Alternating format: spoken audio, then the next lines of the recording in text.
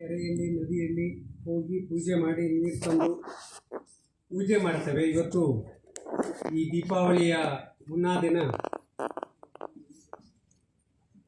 ಸಹಸ್ರಲಿಂಗಕ್ಕೆ ಬಂದು ನಾವಿಲ್ಲಿ ಸಮಾವೇಶಗೊಂಡಿದ್ದೇವೆ. 2022 ಜೂನ್ 5ನೇ ತಾರೀಕು ಆಗಲೂ ಕೂಡ ಇದೇ ಬೇಡ್ತಿ ವರದಾದ ಇಶ್ಯೂನಲ್ಲಿ ಒಂದು ದೊಡ್ಡ ಅಭಿಯಾನವನ್ನ ಶುರು ಮಾಡಿದ್ದು ನಾವು ಸಹಸ್ರಲಿಂಗದಲ್ಲಿ. ಪರಮ ಪೂಜ್ಯ ಸ್ವರ್ಣಾಲಿ ಸ್ವಾಮೀಜಿಯವರಿಗೆ ವಂದಿಸಿ ಈ ಒಂದು ಆಂದೋಲನದ ನೇತೃತ್ವವನ್ನು ಕಳೆದ 90ರ ದಶಕದಿಂದ ವಹಿಸಿಕೊಂಡು ಈ ಪ್ರದೇಶದ ಇದಕ್ಕೆ ಸಂರಕ್ಷಿತ ಪ್ರದೇಶ ಅಂತ ಘೋಷಣೆ ಮಾಡೋದಕ್ಕೂ ಕೂಡ ನಾವು ಶ್ರೀ ಸ್ವರ್ಣವಲ್ಲಿ ಮಹಾಸಂಸ್ಥಾನದಲ್ಲೇ ನಾವು ನಿರ್ಣಯಗಳನ್ನು ಕೈಗೊಂಡಿದ್ದೀವಿ. ಈ ಹೋರಾಟ ಸಮಿತಿ ಬೇಡ್ತಿ ಅಘನಾಶಿನಿ ಕೊಳ್ಳ ಸಂರಕ್ಷಣಾ ಸಮಿತಿ ಅದರ ಹಿಂದಿನ ಅಧ್ಯಕ್ಷರು ಆ ಸಂದರ್ಭದಲ್ಲಿ ಅಜ್ಜಿಬಾಳ್ ಅವರಿದ್ರು. ಕ್ರಿಯಾಶೀಲ ಅಧ್ಯಕ್ಷರಾಗಿ ಶ್ರೀ GM ಹೆಗಡೆ ಉಳ್ಗೋಳ್ ಅವರು. ಬಹುಶಃ ಇವತ್ತು ಒತ್ತಾಯ ಮಾಡಿದ್ರೆ ಅವ್ರಿಗೆ ಸರಿಯಾಗಿ ಹೇಳಿದ್ರೆ ಅವ್ರು ಬಂದು ಕೂತೇ ಬಿಡ್ತಾರೆ, ಕೇಳೋದೇ ಇಲ್ಲ. ನಮ್ಮವರೇ ಆದಂತಹ ಶ್ರೀ KM ಹೆಗ್ಡೆ ಬೈಲಿಂಬೆಯವರು ಇಡೀ ದೇಶದ ಗಮನ ಸೆಳೆದ ಬೇಡ್ತಿ ವಿಚಾರ ಸಂಕಿರಣವನ್ನು 80ರ ದಶಕದಲ್ಲೇ ಮಾಡಿರುವಂತಹ LT ಶರ್ಮಾರವರು, ಪ್ರೊಫೆಸರ್ LT ಶರ್ಮಾ ಹಾಗೂ ಮಾನ್ಯ ಶ್ರೀಪಾದ್ ಹೆಗ್ಡೆ ಕಡವೆಯವರು, ಹೋರಾಟದ ಆರಂಭದ ನೇತೃತ್ವವನ್ನು ವಹಿಸಿದಂತಹ ಶ್ರೀಮತಿ ಅನಸೂಯ ಶರ್ಮಾ, ಇವರೆಲ್ಲರನ್ನ ಗೌರವ ಅವರಿಗೆ ಅರ್ಪಣೆ ಮಾಡಿ ಬೇಡ್ತಿ ಅಘನಾಶಿನಿ ಕೊಳ್ಳ ಸಂರಕ್ಷಣಾ ಸಮಿತಿ ಈ ಒಂದು ನದಿ ಜೋಡಣೆ ವಿಷಯದಲ್ಲಿ 25 ವರ್ಷಗಳನ್ನೇ ಮತ್ತೆ ಹೋರಾಟದಲ್ಲಿ ಮುಂದೆ ಬಂದರು. ಬ್ಯಾಂಕ್ಸ್ ಎಲ್ಲ ಬಂದಿದ್ದು 20ನೇ ಶತಮಾನದಲ್ಲಿ. ಈ ನದಿ ನೀರು ಶುರುವಾಗಿದ್ದು ನಮಗೆ 21ನೇ ಶತಮಾನದ ಆರಂಭದಲ್ಲಿ.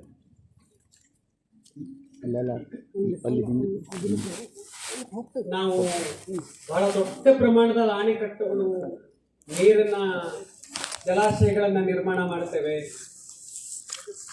ಆ ಒಂದು ಸಂಗತಿಯನ್ನು ಹೇಳೋದಕ್ಕೋಸ್ಕರ ನಾವು ಬಹಳ ದೊಡ್ಡ ಹೋರಾಟವನ್ನ 90ರ ದಶಕದಲ್ಲಿ 92ರಲ್ಲಿ ಬಹಳ ದೊಡ್ಡ ಬೇಡ್ತಿ ಪಾದಯಾತ್ರೆಯಲ್ಲಿ. ಇವತ್ತು ನಾವು ಬೈಕ್ ರ್ಯಾಲಿ ಬಂದಿದ್ದೇವೆ. ಈ 21ನೇ ಶತಮಾನದಲ್ಲಿ ಏನು ಈ ಕರಪತ್ರ ಬಿಡುಗಡೆ ಆಯಿತು, ಇದರೊಳಗೆ ಡಾಕ್ಟರ್ ಕೇಶವ್ ಪರ್ಸೆ ಅವರು ಅದರ ದುಷ್ಪರಿಣಾಮಗಳನ್ನು ಹೇಳಿದ್ದಾರೆ. ಯಾಕೆ ನಾವು ಈ ಯೋಜನೆಯನ್ನು ವಿರೋಧಿಸ್ತೇವೆ?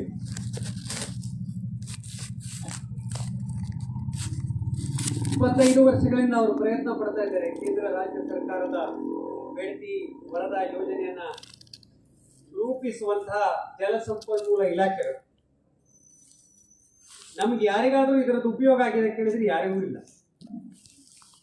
ಪುನಃ ಈಗ ಒಂದು 6-8 ತಿಂಗಳಿನಿಂದ ಇದು ಬಹಳ ದೊಡ್ಡ ಸದ್ದು ಮಾಡ್ತಾ ಇದೆ. ಹಾವೇರಿ ಜಿಲ್ಲೆಯಲ್ಲಿ ಯೋಜನೆ ಬೇಕು ಎನ್ನುವಂಥವ್ರದ್ದು ದೊಡ್ಡ ದೊಡ್ಡ ಸಭೆಗಳಾದವು. ಅದರ ಬಗ್ಗೆ ಮಾಹಿತಿಯನ್ನ ನಾವು ಬೆಂಗಳೂರಿನಲ್ಲಿ ಕೇಂದ್ರ ಮತ್ತು ರಾಜ್ಯ ಸರ್ಕಾರದ ನೀರಾವರಿ ಕ್ಷೇತ್ರದ ಅಧಿಕಾರಿಗಳನ್ನ, ಇಂಜಿನಿಯರ್ಸ್ಗಳನ್ನ ಭೇಟಿ ಮಾಡಿ ಮಾಹಿತಿಗಳನ್ನು ತೆಗೆದುಕೊಂಡ ನಂತರ ಅಧಿಕೃತವಾಗಿ ಗೊತ್ತಾಗಿ ಇಲ್ಲ ಇದು ತಯಾರಿ ನಡೆದಿದೆ ಅನ್ನೋದನ್ನು ಖಚಿತಪಡಿಸಿಕೊಂಡು ಕಳೆದ ತಿಂಗಳು 6ನೇ ತಾರೀಕಿನ ದಿವಸ ಶ್ರೀ ಸ್ವರ್ಣವಲ್ಲಿ ಮಠದಲ್ಲಿ ವಿಶೇಷವಾದಂತಹ ಸಭೆ ನವರಾತ್ರಿ ನಂತರ ನಡೆಸಿ ಅಲ್ಲಿ ಅಧಿಕೃತವಾದಂತಹ ನಿರ್ಣಯಗಳನ್ನು ತೆಗೆದುಕೊಂಡಿದ್ದೇವೆ. ಬಹಳ ದೊಡ್ಡದಾದಂತಹ ಜನಾಂದೋಲನವನ್ನು ಪ್ರಾರಂಭ ಮಾಡಬೇಕು. ಇವತ್ತು ಕೂಡ ಪರಮ ಪೂಜ್ಯ ಸ್ವರ್ಣವಲ್ಲಿ ಸ್ವಾಮೀಜಿಯವರು ಈ ಸಭೆಗೆ ನಾವು ಬರಬೇಕು ಅಂತ ನಾವು ಅವರನ್ನು ಪ್ರಾರ್ಥನೆ ಮಾಡಿದ್ದು ಹೌದು. ಯಾಕೆ ಬಂದಿಲ್ಲ ಅಂತ ನೀವು ಕೇಳ್ಬೋದು. ಇದೇ ಸಮಯಕ್ಕೆ 11 ಗಂಟೆಗೆ ಸರಿಯಾಗಿ ಶಿವಮೊಗ್ಗದಲ್ಲಿ ಪೂಜ್ಯ ಸ್ವರ್ಣವಲ್ಲಿ ಸ್ವಾಮೀಜಿಯವರು ಅಲ್ಲಿಯ ಪರ್ಯಾವರಣ ಕಾರ್ಯಕರ್ತರ ಜೊತೆಗೆ ಆ ಜಿಲ್ಲೆಯ ಸಂಘ ಸಂಸ್ಥೆಗಳ ಜೊತೆಗೆ ಪಶ್ಚಿಮ ಘಟ್ಟ ಉಳಿಸಿ ಎನ್ನುವಂತಹ ಮಹತ್ವದ ಸಮಾಲೋಚನಾ ಸಭೆಯಲ್ಲಿ ಪಾಲ್ಗೊಂಡಿದ್ದಾರೆ. ಈ ಸಂದರ್ಭದಲ್ಲಿ ನಾವು ಬೇಡ್ತಿ ವರದ ಅಷ್ಟೇ ಅಂದ್ಕೊಂಡಿದ್ವಿ. ಅಷ್ಟೊತ್ತಿಗೆ ನಮಗೆ ಸಿಕ್ಕಂತ ಅಧಿಕೃತವಾದಂಥ ಮಾಹಿತಿ ಏನು ಅಂದರೆ, ಆ ಬೇಡ್ತಿ ವರದಾದ ಜೊತೆಗೆ ಬಸ್ ಹತ್ತಲಿಕ್ಕೆ ರೆಡಿ ಆಗಿರುವಂಥದ್ದು ನಮ್ಮ ಅಘನಾಶಿನಿ ವೇದಾವತಿ ನದಿ. ನೀವು ಯಾರೋ ಆ ವೇದಾವತಿ ನದಿ ಹೆಸರೇ ಕೇಳಿರ್ಬೇಕಿಲ್ಲ. ನಾವೆಲ್ಲೋ ಓದಬೇಕಾದ್ರೆ, ಅಭ್ಯಾಸ ಮಾಡಬೇಕಾದ್ರೆ ಯಾರೋ ಇದ್ರ ಬಗ್ಗೆ ತಲೆ ಕೆಡಿಸ್ಕೊಂಡವ್ರು ಇದ್ರೆ ಆ ಬಗ್ಗೆ ನಮ್ಮ ರಾಜ್ಯದ ನದಿಗಳಲ್ಲಿ ವೇದಾವತಿ ನದಿನೂ ಒಂದು. ವಾಣಿ ವಿಲಾಸ್ ಡ್ಯಾಮ್ ಅಂತ ಚಿತ್ರದುರ್ಗದ ಹತ್ರ ಹಿರಿಯೂರಿನ ಹತ್ರ ಇದೆ. ಅಲ್ಲಿಗೆ ಅವರು ನೀರನ್ನು ತೆಗೆದುಕೊಂಡು ಹೋಗ್ಲಿಕ್ಕೆ ಅಘನಾಶಿನಿಯ ನಮ್ಮ ಹೆಗ್ಗರ್ನಿ ಹತ್ರದಿಂದ ನೀರು ತೆಗೆದುಕೊಂಡು ಹೋಗುವಂಥ ಯೋಜನೆ ಬಗ್ಗೆ ಪ್ಲಾನ್ ಮಾಡಿದೆ. ಅದು ತಯಾರಾಗ್ತಾ ಇದೆ. ಬೇಡ್ತಿ ವರದಾ ಯೋಜನೆಯೂ ತಯಾರಾಗ್ತಾ ಇದೆ. ಆ ತಾಂತ್ರಿಕ ವಿಷಯಗಳನ್ನು ಬಿಡೋಣ. ಏನಂದರೆ ಅದು DPR ಇನ್ನೂ ಆಗಲಿಲ್ಲ, ಅದು ಫೀಸಿಬಿಲಿಟಿ ವರದಿ ಆಗಿದೆ, ಒಂದು ಬ್ಲೂ ಪ್ರಿಂಟ್ ರೆಡಿ ಆಗಿದೆ, ಅದು ಕೇಂದ್ರ ಸರ್ಕಾರದಿಂದ ರಾಜ್ಯ ಸರ್ಕಾರಕ್ಕೆ ಬಂದಿದೆ. ಈಗ ರಾಜ್ಯ ಸರ್ಕಾರದವರು ಅದನ್ನು ಕೇಂದ್ರ ಸರ್ಕಾರದವರಿಗೆ ಹೇಳಬೇಕು, ನೀವು DPR ತಯಾರು ಮಾಡಿ ಅಂತ ಹೇಳಿ ಈ ಹಂತದಲ್ಲಿ ನಿಂತ್ಕೊಂಡಿದೆ. ರಾಜ್ಯ ಸರ್ಕಾರದವರು ಕೇಂದ್ರ ಸರ್ಕಾರದವ್ರಿಗೆ ಹೇಳಬೇಕಾಗಿದೆ, ಇಲ್ಲ ಈ ಯೋಜನೆ ಬಗ್ಗೆ ನೀವು ಮುಂದುವರಿಯಿರಿ ಅಂತ. ಈ ಹಂತದಲ್ಲಿ ನಾವು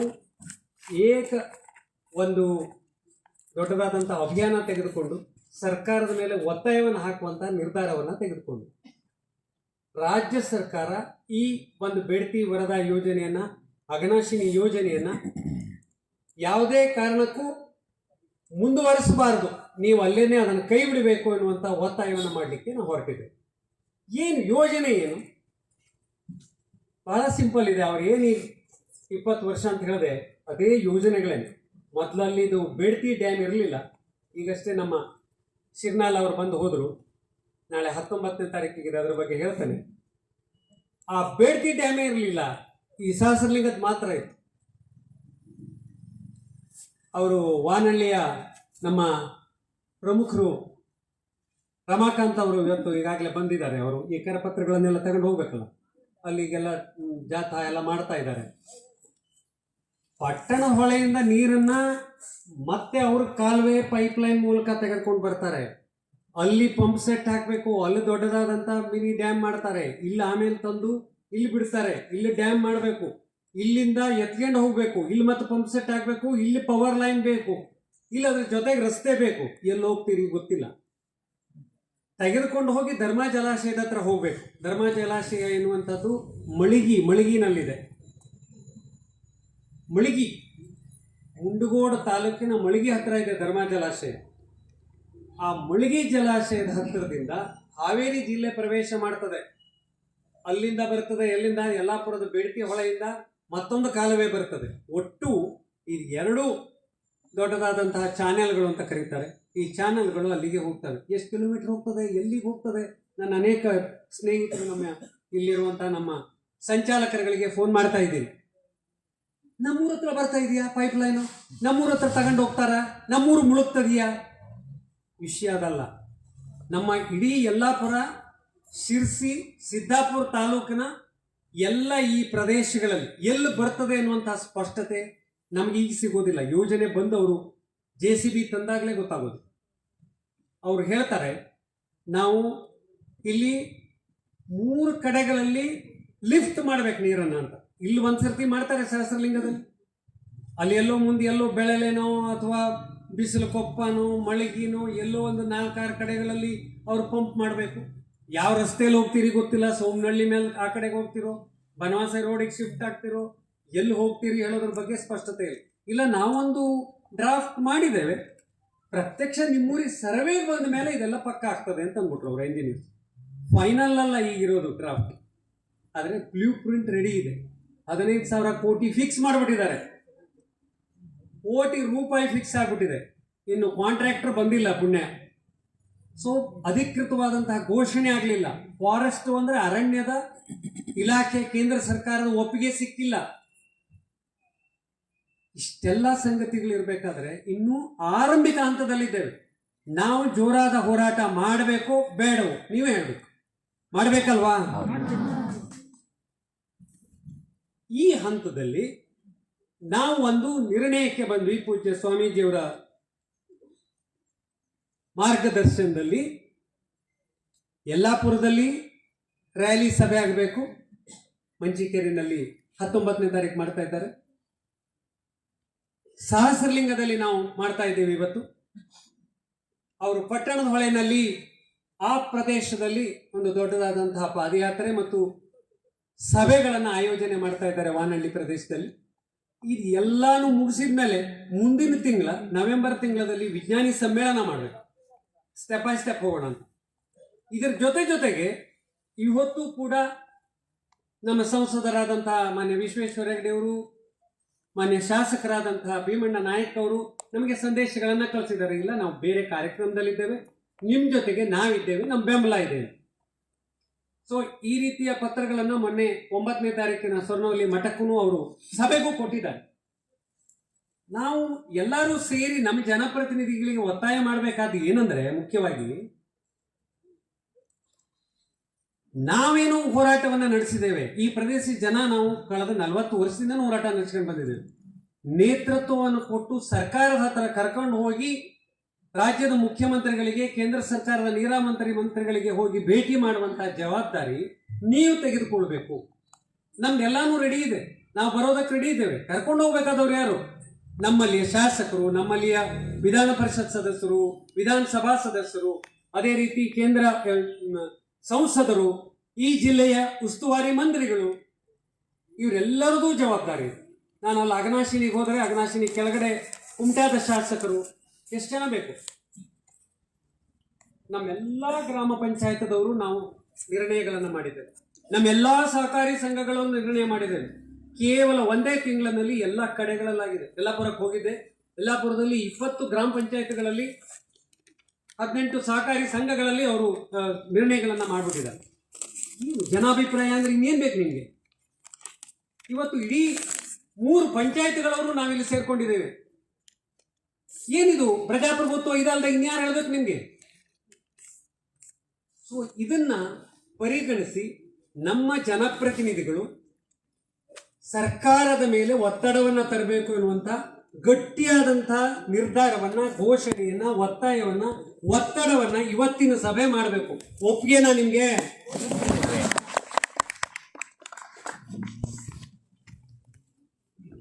ಅದರ ಮುಂದಿನ ಹಂತವಾಗಿ ಸರ್ಕಾರದ ಜೊತೆ ಮಾತುಕತೆ ಮಾಡಬೇಕು.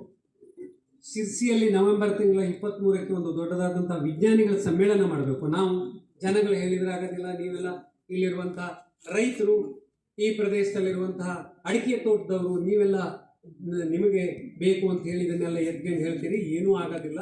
ನಮ್ಗೆ ಆ ಬಯಲುಸೀಮೆಯಲ್ಲಿ ಲಕ್ಷಾಂತರ ರೈತರು ನೀರಿಲ್ಲ, ಅವರಿಗೆ ನೀರು ಬೇಕು ಅಂತ ಅವ್ರು ಹೇಳ್ತಾರೆ.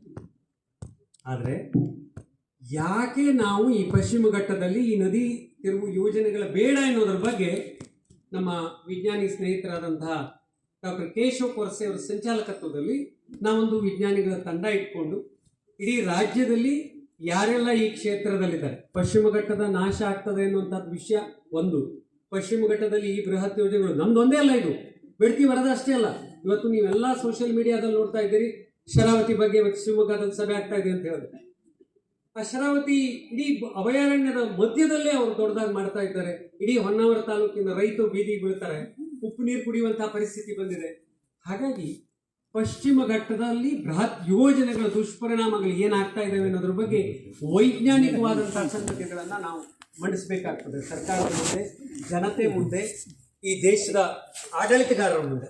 ಆ ದೃಷ್ಟಿಯಿಂದ ನಾವು ಆ ವಿಜ್ಞಾನಿಗಳ ಸಮ್ಮೇಳನ ಮಾಡ್ತಾ ಇದ್ದೀವಿ. ಅಷ್ಟೇ ಅಲ್ಲ, ಈ ಬಾರಿ ನಮಗೆ ಬಹಳ ದೊಡ್ಡದಾದಂತಹ ಸವಾಲು ಏನಿದೆ ಅಂದ್ರೆ, ಬಯಲು ಸೀಮೆಗಳಲ್ಲಿ ನೀರಾವರಿ ಯೋಜನೆಗಳನ್ನ ಮಾಡ್ತಾ ಇದ್ದಾರೆ. ಕಳೆದ 50 ವರ್ಷಗಳಿಂದನೂ ಮಾಡ್ತಾ ಇದ್ದೇವೆ. ಪ್ರತಿ ವರ್ಷದ ಬಜೆಟ್ ಅಲ್ಲಿ ಅರ್ಥಶಾಸ್ತ್ರಜ್ಞರು, ಪತ್ರಿಕೆಗಳಲ್ಲಿ ಬಹಳ ಜನ ನಾವು ಓದ್ತೇವೆ, ಬಜೆಟ್ ಅಲ್ಲಿ ನಮ್ಮ ರಾಜ್ಯದ ಬಜೆಟ್ನಲ್ಲಿ ಅರ್ಧ ಭಾಗ ಎಲ್ಲಿಗೆ ಹೋಗ್ತದೆ ಅಂದರೆ ನೀರಾವರಿ ಯೋಜನೆಗಳಿಗೆ ಪ್ರತಿ ವರ್ಷ ಹೋಗ್ತದೆ. ಅದರೊಳಗೆ ಇದೆಲ್ಲ ಸೇರ್ಕೊಳ್ತದೆ. ನಾನು ಹೋಗಿ ಬಂದಿದ್ದೀನಿ, ನನ್ನ ಜೊತೆಗೆ ಇನ್ನೂ ಕೆಲವು ವಿಜ್ಞಾನಿ ಸ್ನೇಹಿತರು ಹೋಗಿ ಬಂದಿದ್ದೇವೆ. ಎತ್ತಿನ ಹೊಳೆ ಒಳಗೆ ಹೊಸದಾಗಿ ಮಾಡಿದರು ಮೊನ್ನೆ 2 ವರ್ಷ ಆಗಲಿಲ್ಲ ಅದನ್ನು ಶುರುವಾಗಿ. ಆ ಯೋಜನೆಯೂ ಪೂರ್ಣ ಮುಗಿಲಿಲ್ಲ. ಆ ಎತ್ತಿನ ಹೊಳೆಯಿಂದ ಬೆಂಗಳೂರಿಗೆ ಕೋಲಾರಕ್ಕೆ ನೀರು ತಗೊಂಡು ಹೋಗ್ತೀವಿ ಅಂತ ಹೇಳಿದ್ರು, ತುಮಕೂರಿಗೆ ತಗೊಂಡು ಹೋಗ್ತೀವಿ ಅಂತ ಹೇಳಿದ್ರು, ನೀರೇ ಬರಲಿಲ್ಲ ಅವರಿಗೆ. 25 TMC ನೀರು ತಗೊಂಡು ಹೋಗ್ತೀವಿ ಅಂತ ಹೇಳಿದ್ರು. ಬಹಳ ದೊಡ್ಡದಾದಂಥ ಹೋರಾಟ ದಕ್ಷಿಣ ಕನ್ನಡದಲ್ಲಿ ನಡೀತು, ಸಕಲೇಶ್ಪುರದಲ್ಲಿ ನಡೀತು. ಪೂಜ್ಯ ಸ್ವರ್ಣವಲ್ಲಿ ಸ್ವಾಮೀಜಿಯವರು ಕೂಡ ಅಲ್ಲಿ ನಡೆದಿರುವಂಥ ಸಕಲೇಶ್ಪುರದ ಸಭೆಯಲ್ಲಿ ಪಾಲ್ಗೊಂಡಿದ್ದರು. 10 ವರ್ಷ ಹಿಂದೆನೇ ನಾನು ಹೇಳ್ತಾ ಇರೋದು. ಅಷ್ಟು ವರ್ಷದಿಂದ ಚಳವಳಿ ಮಾಡಿ ಆ ಯೋಜನೆಯನ್ನು ಅವ್ರು ಜಾರಿ ಮಾಡಿಬಿಟ್ರು. ಅಲ್ಲಿ ನೀರೇ ಇಲ್ಲ, ಇವತ್ತು ಹೋಗ್ತಾನೇ ಇಲ್ಲ. ಹಾಗಾಗಿ ಪಶ್ಚಿಮ ಘಟ್ಟದಿಂದ ಈ ನೀರನ್ನು ತೆಗೆದುಕೊಂಡು ಅಲ್ಲಿಗೆ ತಗೊಂಡು ಹೋದರೆ ನೀವು ಅಲ್ಲಿ ಏನು ಮಾಡ್ತಾ ಇದ್ದೀರಿ? ಆ ನೀರಿನ ಉಪಯೋಗ ಆಗಿದೆಯಾ? ಬಯಲುಸೀಮೆಯ ರೈತರಿಗೆ ನೀರು ಸಿಕ್ಕಿದೆಯಾ? ಆ ಪೈಪ್ಲೈನ್ ಕಥೆ ಏನು? ಆ ಕಾಲುವೆಗಳ ಚಾಲನೆಗಳ ಕಥೆ ಏನು? ಅದರ ಮ್ಯಾನೇಜ್ಮೆಂಟ್ ಕಥೆ ನೋಡೋದಕ್ಕೆ ಇವತ್ತು ಎಲ್ಲರೂ ನನ್ನ ಪತ್ರಕರ್ತ ಸ್ನೇಹಿತರು ಭಾಳ ದೊಡ್ಡದಾಗಿ ಅದನ್ನು ಹಾಕಿರೋದ್ರಿಂದ ಮತ್ತು ಟಿವಿಗಳು ಆ ವಿಷಯನ ದೊಡ್ಡದಾಗಿ ಹಾಕಿದ್ದಾರೆ. ಹಾಗಾಗಿ ಎಲ್ಲರೂ ನೋಡಿದ್ದೀವಿ ನಾವು. ತುಂಗಭದ್ರಾ ಡ್ಯಾಮ್ ಏನಾಯ್ತು ಹೇಳಿ? ತುಂಗಭದ್ರಾ ಡ್ಯಾಮ್ನಲ್ಲಿ 130 TMC ನೀರು ಶೇಖರ ಆಗಬೇಕು. ಆ 130 TMC ನೀರಿನಲ್ಲಿ ನಾವು ನಮ್ಮ ರಾಜ್ಯಕ್ಕೆ ಅಂದರೆ ರಾಯಚೂರು, ಗುಲ್ಬರ್ಗ ಆ ಪ್ರದೇಶ ಇದೆಯಲ್ಲ, ನಮ್ಮ ರಾಜ್ಯದ ಬಯಲುಸೀಮೆಗೆ ನೀರು ಕೊಡಬೇಕು. ಆಮೇಲೆ ನಾವು ಆಂಧ್ರ ಪ್ರದೇಶಕ್ಕೆ ನೀರು ಕೊಡಬೇಕು, ತೆಲಂಗಾಣಕ್ಕೆ. ಆ ಡ್ಯಾಮ್ನಿಂದ ಶಾರದು ಅಂತರ ರಾಜ್ಯ ಒಪ್ಪಂದ, ಅದು ನೀರಿನ ಒಪ್ಪಂದ. ಏನಾಯಿತು? ಕಳೆದ ವರ್ಷನೇ ಆಗಿದೆ ಅದು. ಗೇಟ್ ತೆಗೆದುಬಿಟ್ರು, ಮುಚ್ಚಲಿಕ್ಕೆ ಬರಲಿಲ್ಲ. ಅಂತೂ ಇಂತೂ ಕಷ್ಟಪಟ್ಟು ಕಳೆದ ವರ್ಷ ಮುಚ್ಚಿದ್ರು. ಈ ವರ್ಷ ಎಂತಾಯಿತು? ಮತ್ತೆ ಅದೇ ಸಮಸ್ಯೆ. ಆ ಗೇಟ್ ಮುಚ್ಚಲಿಕ್ಕೆ ಬರಲಿಲ್ಲ. ಯಾರು ಮಾಡ್ತಾ ಇರೋರು? ಸಾವಿರ ಕೋಟಿಗಳನ್ನು ಖರ್ಚು ಮಾಡಿರುವಂಥ ಆ ಡ್ಯಾಮು, ಅದರ ನಿರ್ವಹಣೆಗಿರುವಂಥ ನಿಗಮಗಳು, ಲಕ್ಷ ಕೋಟಿಗಳನ್ನು ನಾವು ಅದಕ್ಕೆ ವ್ಯಯ ಮಾಡ್ತಾ ಇದ್ದೀವಿ. ಲಕ್ಷ ರೂಪಾಯಿ ಪಗಾರನ ಇಂಜಿನಿಯರ್ಗಳಿಗೆ ಕೊಡ್ತಾ ಇದ್ದೀವಿ. ಆ ಡ್ಯಾಮ್ನಿಂದ, ತುಂಗಭದ್ರಾ ಡ್ಯಾಮ್ನಿಂದ 50 TMC ನೀರು ಕಟ್ಟೆ ಹರಿದು ಹೋಗ್ಬಿಡ್ತು. ನಮ್ಮ ಹತ್ರ ನಿಲ್ಲಿಸ್ಲಿಕ್ಕೆ ಆಗಲಿಲ್ಲ. ಎಷ್ಟು ಹೋಯ್ತು ಹೇಳಿ? 50 TMC. ನಾವು ಇಲ್ಲಿಂದ ತೆಗೆದುಕೊಂಡು ಹೋಗ್ಬೇಕಾದಂಥ ನೀರು ಎಷ್ಟು? 20 TMC ಅವ್ರು ಹೇಳೋದು. ಅಂದರೆ ಇಷ್ಟು ಅಪವ್ಯಯ, ಇಷ್ಟು ದೊಡ್ಡ ಪ್ರಮಾಣದಲ್ಲಿ ನಿರ್ಲಕ್ಷ್ಯ ನೀರಾವರಿ ಯೋಜನೆ ಕಥೆಯನ್ನು ನಾನು ಇಲ್ಲಿ ಹೇಳಿದೆ. 50 TMC ಅಂದರೆ ಭಾಳ ದೊಡ್ಡದು. ಸೊ ಅವ್ರು ತಗೊಂಡ್ಬಿಟ್ರು, ತಮ್ಮ ಆಂಧ್ರ ಪ್ರದೇಶದವರು, ತೆಲಂಗಾಣದವರು. ನಮಗೆ ನೀರಿಲ್ಲ. ಈಗ ಅಲ್ಲಿ ಎಷ್ಟಿದೆ? ಈಗ 80 TMC ನೀರಿದೆ, 50 TMC ಬಿಟ್ಟೋಯ್ತು. ಸೊ ಹಾಗಾಗಿ ನಮ್ಮ ನೀರಾವರಿ ಪ್ರದೇಶದ ತಜ್ಞರು ಕೂಡ ಬರಬೇಕು. ಈಗ ನಿನ್ನೆ ಅಷ್ಟೇ ನಾವು ವಾಲ್ಮೀಯ ನಿರ್ದೇಶಕರ ಹತ್ರ ಮಾತಾಡಿದ್ವಿ ಧಾರವಾಡದಲ್ಲಿ. ಅವರು ಬರ್ತಾ ಇದ್ದಾರೆ, ಅಲ್ಲಿಯ ತಜ್ಞರು. ನೀರಾವರಿ ಪ್ರದೇಶದ ಪರಿಸ್ಥಿತಿ ಏನಾಗಿದೆ, ಬೇಕಾ ಅವರಿಗೆ ನೀರಾವರಿ ಯೋಜನೆಗಳು ಹೊಸದಾಗಿ ಅಂತ. ನಾವು ಸರ್ಕಾರಕ್ಕೆ, ನೀರಾವರಿ ಸಚಿವರಿಗೆ, ರಾಜ್ಯದ ಮುಖ್ಯಮಂತ್ರಿಗಳಿಗೆ, ನೀರಾವರಿ ಇಲಾಖೆಯ ಮುಖ್ಯಸ್ಥರುಗಳಿಗೆ, ಇಂಜಿನಿಯರಿಂಗ್ಗಳಿಗೆ ಅಥವಾ ಅದರ ತಜ್ಞ ಕನ್ಸಲ್ಟೆಂಟ್ಸ್ಗಳಿಗೆ ಸವಾಲನ್ನು ಹಾಕಬೇಕಾಗಿದೆ. ಕಳೆದ 50 ವರ್ಷಗಳಲ್ಲಿ ನೀವು ಜಾರಿ ಮಾಡಿರುವಂತಹ ನೀರಾವರಿ ಯೋಜನೆಗಳ ಫಲಶ್ರುತಿ ಬಗ್ಗೆ ಒಂದು ವೈಟ್ ಪೇಪರ್, ಒಂದು ವಿಶೇಷವಾದಂತಹ ವರದಿಯನ್ನು ಬಿಡುಗಡೆ ಮಾಡಬೇಕು. ಏನಾಗಿದೆ ಅನ್ನೋದ್ರ ಬಗ್ಗೆ ತೋರಿಸ್ಬೇಕು ನೀವು. ಆಮೇಲೆ ವಿಚಾರ ಮಾಡಿರಿ ಇದ್ರ ಬಗ್ಗೆ ಅಂತ. ಸೊ ಈ ಹಿನ್ನೆಲೆ ಒಳಗೆ ನಾವು ಬೇಡ್ತಿ ವರದಾ ಯೋಜನೆ ವಿರುದ್ಧದ ಹೋರಾಟಕ್ಕೆ ಇಳಿದಿದ್ದೇವೆ. ಕೊನೆಯಲ್ಲಿ ನಾನು ಬೆಂಗಳೂರಿನಲ್ಲೂ ಒಂದು ಸಭೆ ನಡೆಸಬೇಕಾಗಿದೆ. ಅದು ಡಿಸೆಂಬರ್ನಲ್ಲಿ ಪೂಜ್ಯ ಸ್ವಾಮೀಜಿಯವರು ಬರ್ತಾ ಇದ್ದಾರೆ. ಈಗೇನು ಈ ಕರಪತ್ರ ನಿಮಗೆ ಕೊಡ್ತಾ ಇದ್ದಾರೆ, ಈ ಕರಪತ್ರ ಕೊಟ್ಟಿದ್ದಾರೆ. ಈ ಕರಪತ್ರದಲ್ಲಿ ಜನವರಿ ತಿಂಗಳ ಕೊನೆಯ ಅಂದರೆ ನಾನು ಹೇಳ್ತಾ ಇರೋದು 2025 ಮುಕ್ತಾಯ ಆಗ್ಬಿಡ್ತದೆ. 2026 ಜನವರಿ ತಿಂಗಳಲ್ಲಿ 11ನೇ ತಾರೀಕಿನ ದಿವಸ ಶಿರ್ಸಿಯ MES ಕಾಲೇಜ್ ಮೈದಾನದಲ್ಲಿ ನಾವು ಬಹಳ ದೊಡ್ಡದಾದಂಥ ಜನಸಮಾವೇಶ. ಬರೀ ನಾವಷ್ಟೇ ಅಲ್ಲ, ಇಡೀ ಜಿಲ್ಲೆಯವರು ಬರ್ತಾ ಇದ್ದಾರೆ. ನಾವು ಮನೆಗಳಿಂದ ಬರಬೇಕಾಗಿದೆ. ಆ ಒಂದು ಜನಸಮಾವೇಶದಲ್ಲಿ ನಾವೆಲ್ಲರೂ ಬಹಳ ದೊಡ್ಡದಾದಂತಹ ಸಂಖ್ಯೆಯಲ್ಲಿ ಆ ಜಿಲ್ಲೆ, ಹೊರ ಜಿಲ್ಲೆಗಳಿಂದ ಕೂಡ ಅಲ್ಲಿಗೆ ಬರ್ತಾರೆ. ಪಶ್ಚಿಮ ಘಟ್ಟದ ದೊಡ್ಡದಾದಂಥ ಈ ಘೋಷಣೆಗಳನ್ನು ಹಾಕಿದ್ರಲ್ಲ, ಪಶ್ಚಿಮ ಘಟ್ಟ ಉಳಿಸಿ ಅಂತೇಳಿ, ಅಂಥದ್ದು ದೊಡ್ಡದಾದಂಥ ಧ್ವನಿಯನ್ನು ಎತ್ತಬೇಕು.